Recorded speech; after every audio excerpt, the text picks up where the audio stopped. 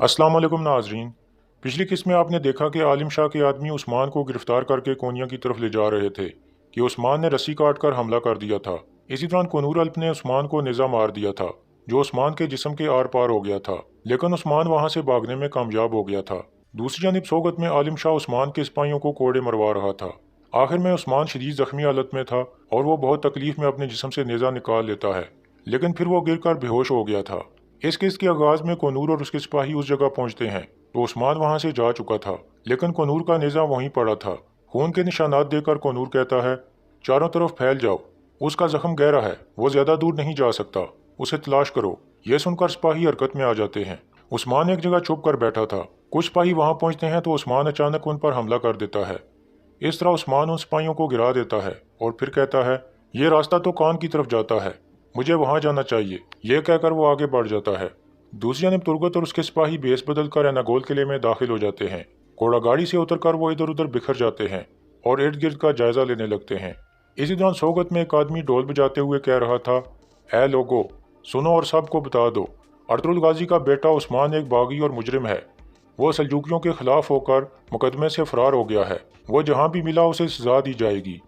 इतने में मालून खातून वहाँ आ जाती है और उस आदमी को एक जोरदार थप्पड़ मारकर कहती है, मुंह से बात निकालते हुए ख्याल रखो।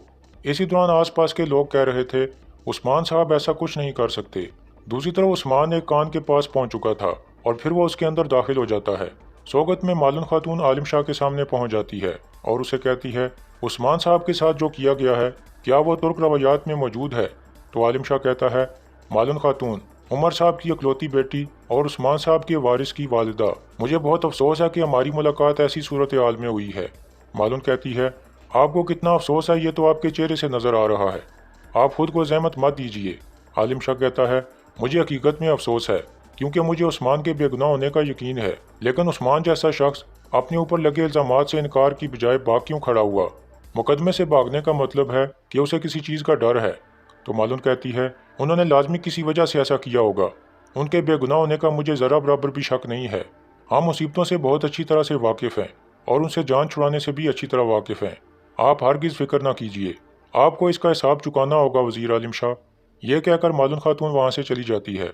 दूसरी जानब उस्मान एक कान में पहुँच चुका था और अपने जख्मों का इलाज करने की कोशिश कर रहा था।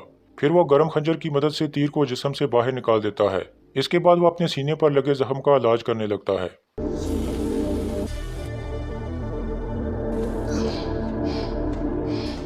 इसके बाद रात का वक्त हो जाता है।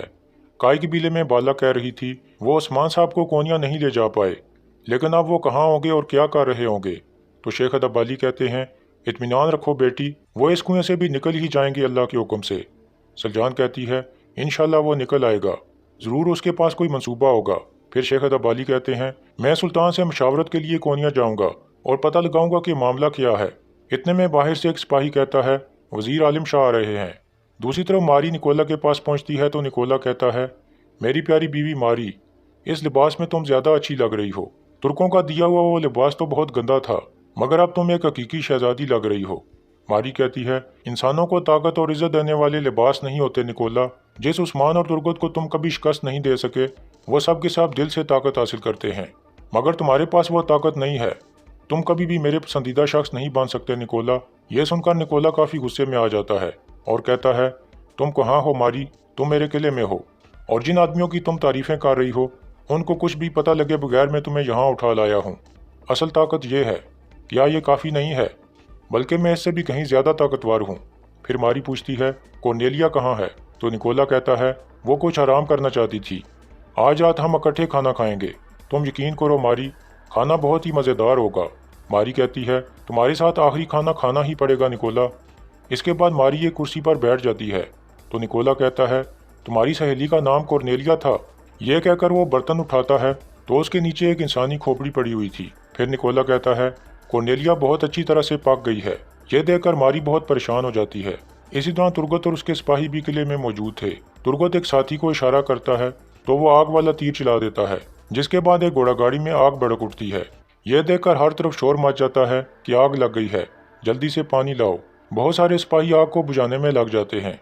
इसी दौरान तुर्गत इमारत के अंदर दाखिल होने में कामयाब हो जाता है।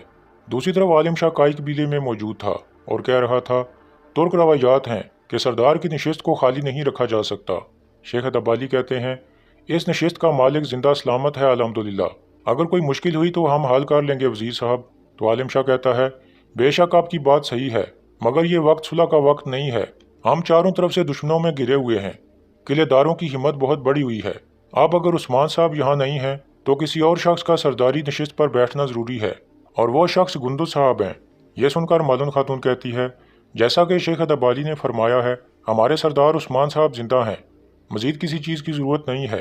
फिर गुंदुज कहता है, इस बारे में वक्त आने पर बात करेंगे वज़ीर आलिम शाह, फ़िलहाल कोई मुश्किल नहीं है। तो आलिम शाह कहता है, आप लोगों ने मेरी बात को गलत समझा, मेरी बात दरख्वास्त नहीं बल्कि हुक्म है। यह सुनकर सब खामोश हो जाते हैं। दूसरी तरफ एनागोल किले में मारी अचानक निकोला पर हमला कर देती है और कहती है, मैं तुम्हें मार डालूंगी निकोला। तो निकोला कहता है, तुम क्या समझी थी मारी कि मैं तुम्हारा सच्चा आशिक हूँ? मैं सिर्फ सियासी मकासद के लिए तुमसे शादी करना चाहता था, मगर तुमने क्या किया? तुमने मेरी इज्जत खाक में मिला दी। मैं भूला नहीं हूँ मारी, तुम सिर्फ इंतज़ार करो। यह कहकर निकोला मारी के पेट में खंजर घोंप देता है और फिर कहता है, अलविदा मेरी प्यारी बीवी। ऐन उस वक्त तुर्गत अंदर दाखिल हो जाता है।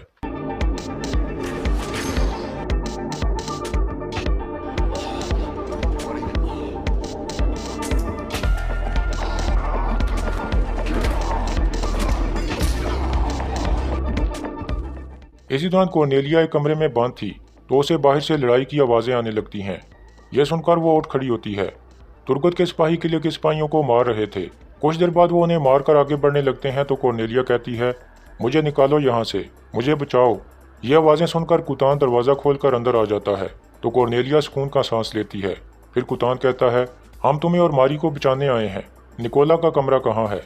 कॉर्नेलिया कहती है, मेरे पीछे आओ। यह कहकर वो सब चल पड़ते हैं। इसी तरह तुर्गत और निकोला के दरमियान लड़ाई जारी थी। इस तरह निकोला गिर जाता है। फिर तुर्गत अपनी तलवार निकाल कर कहता है, तुम्हारी मौत का वक्त आ गया है निकोला। लेकिन इतने में बहुत से सिपाही वहां पहुंच जाते हैं तो तुर्गत निकोला को छोड़कर उनसे लड़ने लगता है। कुछ देर बाद तुर्गत के साथी भी आ जाते हैं और किले के सिपाहियों को मारने लगते हैं। इसके बाद तुर्गत कहता है, हम खुफिया रास्ते से बाहर निकलेंगे, चलो रास्ता तलाश करते हैं। फिर वो मारी को उठाकर बाहर की तरफ चल पड़ता है और वो सब खुफिया रास्ते की तरफ भागने लगते हैं। कुछ देर बाद निकोला के पास सिपाही पहुंचते हैं तो निकोला उन्हें कहता है, मुझे छोड़ो, दरवाज़ों को संभालो, फौरन जाओ। कुछ देर बाद तुर्गत और उसके साथी एक कमरे में पहुंच जाते हैं और अंदर से दरवाज़ा बंद कर देते हैं। इसी दौरान बहुत सारे सिपाही भी उनके पीछे आ रहे थे। खंजर लगने की वजह से मारी की तबीयत खराब हो रही थी और तुर्गत उसे मुसलसल हौसला दे रहा था। इतने में कुतान खुफिया रास्ता तलाश कर लेता है और उसका दरवाज़ा खोल कर कहता है, वक्त कम है सरदार, वो लोग हम तक पहुंचने वाले होंगे। इसके बाद वो सब खुफिया रास्ते में दाखिल हो जाते हैं।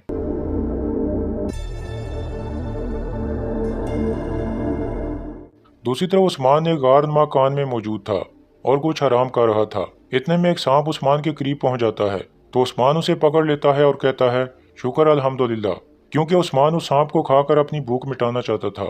दूसरी तरफ गुंदुज सरदार वाली नशिस्त पर बैठ चुका था तो मालून खातून कहती है, गुंदुज साहब, हम आप पर एतमाद करते हैं, लेकिन उस्मान साहब को तलाश करने की बजाय आप खुद सरदार वाली नशिस्त पर बैठ गए हैं। गुंदुज कहता है, आप सरदार से बात कर रही हैं मालून खातून, सोच समझ कर बात करें। उस्मान ने बगावत की है, मैं भी वैसा ही करता तो कबीले का क्या हाल होता। मालून खातून कहती है, वजीर आलिम शाह उस्मान के खिलाफ मंसूबा बना रहा है, क्या आप देख नहीं रहे? तो गुंदुज कहता है, वजीर अपना फर्ज अदा कर रहा है, मदद के अलावा उसका कोई मकसद नहीं है। उसके आते ही लोग खुशी से झूम उठे हैं, वो किलेदारों से सुलह कर रहा है। फिर सलजान खातून कहती है, तुमने माजी से कुछ नहीं सीखा गुंदुज, वजीर तुर्क कबीलों को तकसीम और काइयों को तबाह करना चाहता है। देखो उसने पहले ही वार में हमें तकसीम कर दिया। क्या तुम जानते हो कि तुम्हारा भाई कहाँ है और किस हाल में है? यह सुनकर गुंदुज खड़ा हो जाता है और कहता है, उस्मान ने सुल्तान के हुक्म की नाफरमानी की और भाग गया, मैं कबीले की सलामती के लिए यहाँ मौजूद हूँ। तो मालून खातून कहती है, क्या सरदारी के ओहदे ने आपकी आंखों पर पट्टी बांधी है गुंदुज साहब? तो गुंदुज कहता है, उस्मान मेरा भाई है, मैं आप सबसे बढ़कर उसे प्यार करता हूँ, मगर कोनिया का हुक्म साहब के सामने है, मैं अपने कबीले को बचाना चाहता हूँ। यह सुनकर बाला खातून कहती है, गुंदुज सरदार, तो पहले आप हमारे कबीले से अगवा होने वाली मारी के पीछे जाएं। काय कबीले की मेहमान को अगवा किया गया है, बताएं ये किसने किया? फिर मालूम कहती है, बाला दुरुस्त कह रही है, अगर आप सरदार वाली नशिस्त पर बैठ गए हैं तो पहले आप हमारे अंदर के गद्दार को तलाश करें। यह सुनकर गुंदुज सोच में पड़ जाता है। फिर सलजान कहती है, और फिर आप उस्मान के जांबाज सिपाहियों को वजीर के कब्जे से छुड़वाओ, वो काई सिपाही हैं, और उनका कोई कसूर नहीं है। कुंदुज काफ़ी परेशान हो जाता है।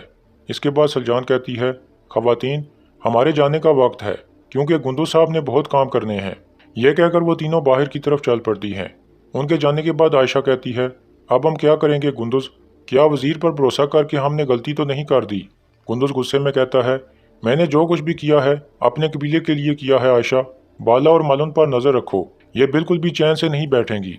दूसरी तरफ सोगत में कोनूर वज़ीर आलिम शाह के पास पहुंचकर कहता है, हमने उस्मान का काफ़ी ताक़ुब किया वज़ीर हज़रत, मगर अंधेरा छा जाने की वजह से उसका सुराग खो बैठे। सुबह सिपाहियों को ले जाकर दोबारा ताक़ुब के लिए जाऊंगा। वो ज़ख्मी है, कहीं नहीं भाग सकता।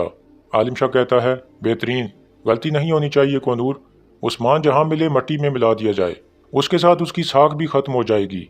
इसके अलावा उस्मान की मदद करने वाले हर शख्स का भी सर कलम कर दिया जाएगा। कोनूर कहता है, जैसे आपका हुक्म वज़ीर हज़रत। फिर आलिम शाह दूसरे आदमी को कहता है, काय कबीले पर गहरी नज़र रखो। गुंदुज और किलेदारों को पैगाम भेजो कि मैं उन्हें सोगत में देखना चाहता हूँ। यह सुनकर वो आदमी खत लेकर रवाना हो जाता है। इसके बाद आलिम शाह कहता है, इस निज़ाम में सिर्फ मेरे सामने घुटने टेकने वाले ही अपने पैरों पर खड़े रह सकेंगे। दूसरी तरफ उस्मान ने उस सांप को आग पर भून दिया था और उसे खाते हुए अल्लाह का शुक्र अदा कर रहा था। इतने में वो देखता है कि गार के ऊपर से पानी टपकने लगता है, तो ये देखकर वो बहुत खुश हो जाता है और अल्लाह का शुक्र अदा करते हुए पानी पीने लगता है।